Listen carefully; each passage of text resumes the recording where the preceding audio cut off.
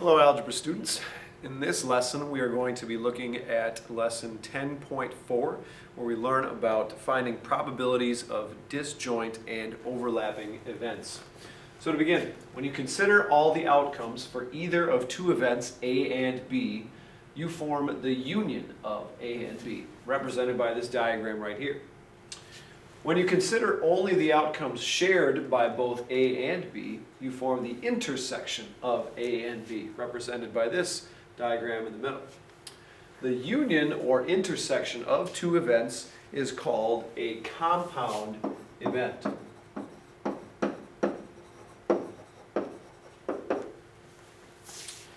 Now, to find the probability of A or B, such a compound event, you must consider what outcomes, if any, are in the intersection of A and B. Well, first of all, two events are overlapping if they have one or more outcomes in common, as shown in the first diagram. So here I have event A and event B, and some of those are things that happen in both event A and event B. So there's some overlap going on.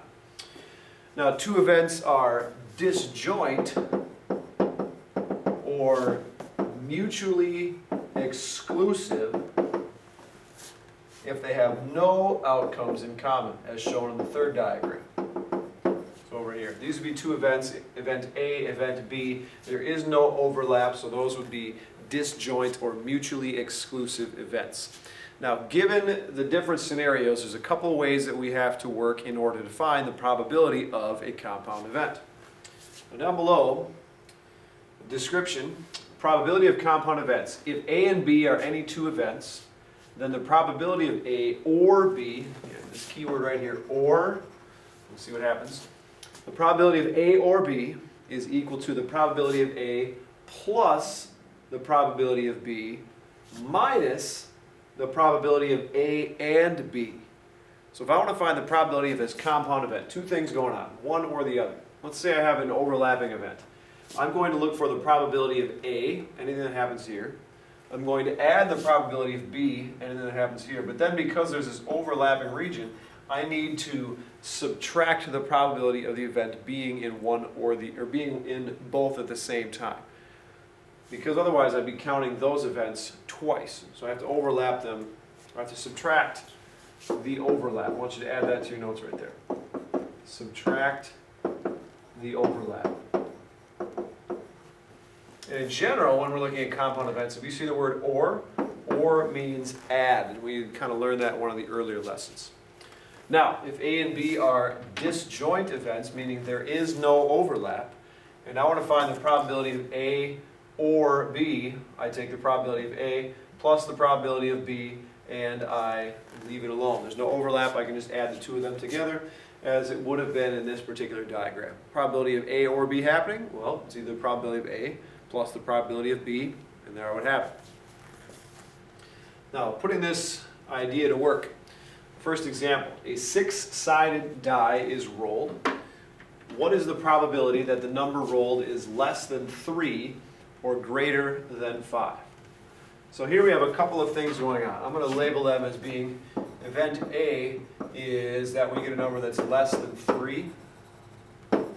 And event B is a number that's greater than 5. Now with some of the problems, it doesn't hurt to even draw out a diagram or list the different options that you have. So that's going to be another thing I'm going to do. I'm just going to write out, if I were to roll a six-sided die, I could get a 1, a 2, 3, 4, 5, or 6. There's my options. Now, as I find the probability of A or B, again, I already labeled event A as it being less than 3 and event B as it being greater than 5. I have to think to myself, is there any overlap in these events? Can a number be less than 3 and greater than 5 at the same time? Well, the answer is no. And you can look at that based on our diagram, a little common sense. Let's see, less than 3, well, it's these two numbers. And let's see, greater than 5, that's only a 6. So there's no overlap.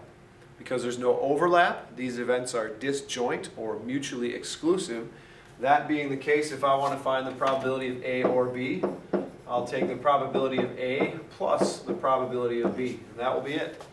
So let's think about what is the probability of A? What's the probability that we roll a number that's less than 3? Well, there's 2 options out of those 6. So 2/6 would be my probability of A occurring. B is getting a number greater than 5. Well, there's only one number that's greater than 5 out of the 6 possible, so I'm going to add 1/6 to that. So the probability of A or B occurring, that I roll a number less than 3 or greater than 5, would be 2/6 plus 1/6, which is 3/6, which can be reduced to 1/2. So that would be our probability of A or B occurring. And given our diagram, I would think a little common sense would tell you that that's the right answer. I have 2 options here. I have a third option here out of the 6 total. That must be 3 out of 6, which is 1 out of 2.